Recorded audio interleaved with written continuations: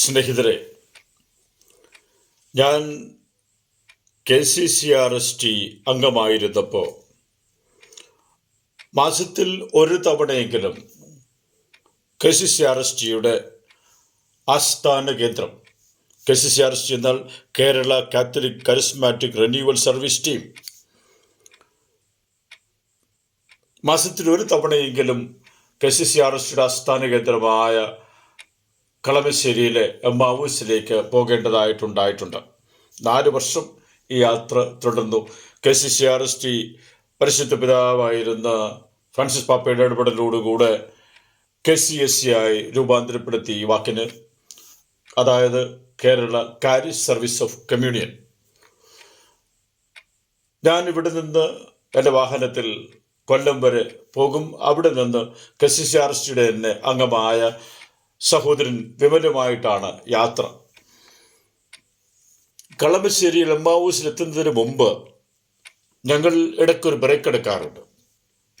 തിരിച്ചു വരുമ്പോഴും അതുപോലെ തന്നെ ഒരു ബ്രേക്ക്, യാത്രയിൽ ഒരു ബ്രേക്ക് അനിവാര്യമായിട്ടുള്ള ഒരു ഭാഗമായി മാറി.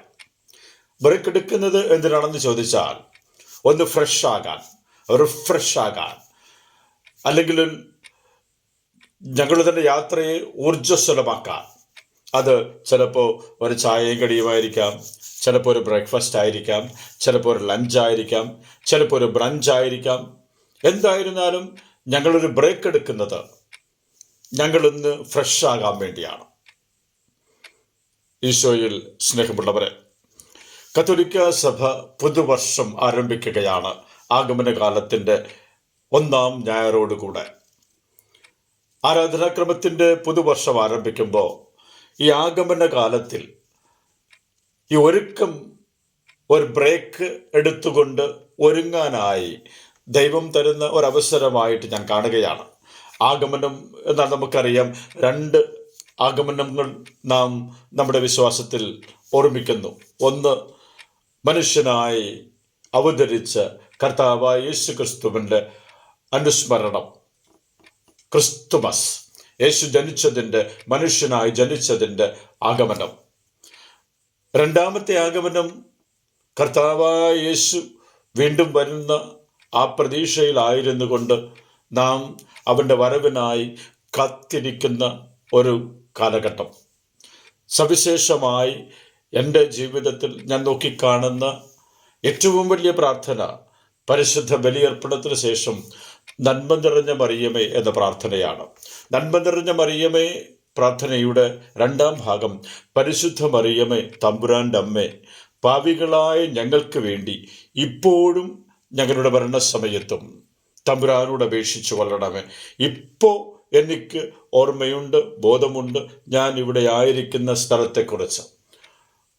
എൻ്റെ മരണസമയത്തും എന്ന് പറഞ്ഞാൽ അടുത്ത നിമിഷം ഏതാണെന്ന് എനിക്ക് ഓർമ്മയില്ല. ശരിക്കും ഈ ആഗമന കാലത്തിൽ അടിസ്ഥാനപരമായി നാം ഓർക്കേണ്ടത് എന്താണെന്ന് മത്തായിയുടെ സുവിശേഷം 24-ാം അധ്യായത്തിൽ 42-ാമത്തെ വാക്യത്തിൽ കർത്താവ് ഇപ്രകാരം പറയുന്നു: നിങ്ങളുടെ കർത്താവ് ഏതു ദിവസം വരുമെന്ന് അറിയാത്തത് കൊണ്ട് നിങ്ങൾ ജാഗരൂകരായിരിക്കുവൻ. 44, അതിനാൽ നിങ്ങളും തയ്യാറായിരിക്കണം, നിങ്ങൾ പ്രതീക്ഷിക്കാത്ത മണിക്കൂറിലായിരിക്കും മനുഷ്യപുത്രൻ വരിക. അറിയില്ല എന്നെ കൊണ്ടുപോകാനായി മനുഷ്യപുത്രൻ എപ്പോഴാണ് വരികയെന്ന്. അങ്ങനെ സദാ ജാഗരൂകരായിരിക്കാനായി ഒരു ബ്രേക്ക്, നമ്മെ തന്നെ, നമ്മുടെ ജീവിതത്തെ തന്നെ റിഫ്രഷ് ചെയ്ത് ആ യാത്ര തുടരാനായി മനുഷ്യപുത്രൻ വരുമ്പോൾ അവനോടൊപ്പം പോകേണ്ട, കൈപിടിച്ചു പോകേണ്ട ഒരു വ്യക്തി എന്ന നിലയിൽ എൻ്റെ തന്നെ യാത്രയിൽ ഞാൻ എന്നെ തന്നെ ഒരു ഫ്രഷാക്കാനായി, റിഫ്രഷാക്കാനായി ദൈവം തന്നിരിക്കുന്ന അമൂല്യമായ ഈ 75 നാൾ സവിശേഷമായി നമുക്ക് ഒരുങ്ങുന്ന പുണ്യപ്രവൃത്തികളിലേക്ക് കടക്കാം. എൻ്റെ മനസ്സിൽ ഞാൻ ഒരു 3 കാര്യങ്ങൾ ചിന്തിക്കുകയാണ്. ഇന്നു മുതൽ 30-ാം തീയതി മുതൽ ഞാൻ എല്ലാ ദിവസവും 25 മിനിറ്റ് വെച്ച്, 25 നാൾ ഒരുക്കമെന്നാണല്ലോ പറയുന്നത്, 25 മിനിറ്റ് വെച്ച് ഞാൻ ദൈവവചനം ധ്യാനിക്കും. ഈ ധ്യാനത്തിലൂടെ കടന്നു പോകുന്ന സമയത്ത് ഈ ധ്യാനത്തിന് എന്നെ സഹായിക്കാനായി ഒരു നിമിഷം പോലും ഒഴിവാക്കാൻ സാധിക്കാത്ത ഒരു വസ്തു ഞാൻ ആ 25 മിനിറ്റത്തേക്ക് സ്വിച്ച് ഓഫ് ചെയ്ത് വയ്ക്കുന്നു. എൻ്റെ മൊബൈലാകാം, കമ്പ്യൂട്ടറാകാം, TV ആകാം. ഇത് 25 മിനിറ്റ് ഞാൻ സ്വിച്ച് ഓഫ് ചെയ്യുന്നു.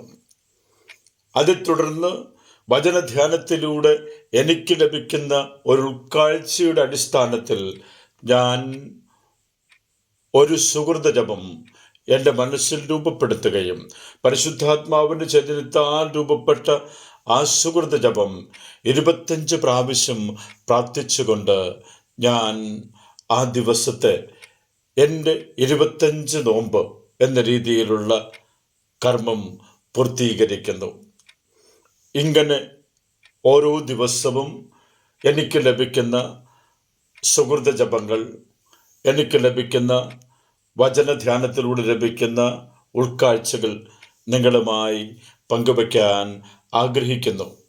അങ്ങനെ ഒരു റിഫ്രഷ് ആയിക്കൊണ്ട് കർത്താവിൻ്റെ വരവിന് ഏത് സമയം വരും എന്നറിഞ്ഞുകൂടാത്തതിനാൽ സദാ ജാഗരൂകരായിരിക്കാൻ നമ്മെ ദൈവം മനുഷ്യപുത്രൻ അനുഗ്രഹിക്കട്ടെ. ആമേൻ. പിതാവിൻ്റെയും പുത്രൻ്റെയും പരിശുദ്ധാത്മാവിൻ്റെയും അനുഗ്രഹം ഇപ്പോഴും എപ്പോഴും നമ്മോടുകൂടെ ഉണ്ടായിരിക്കട്ടെ. ആമേൻ.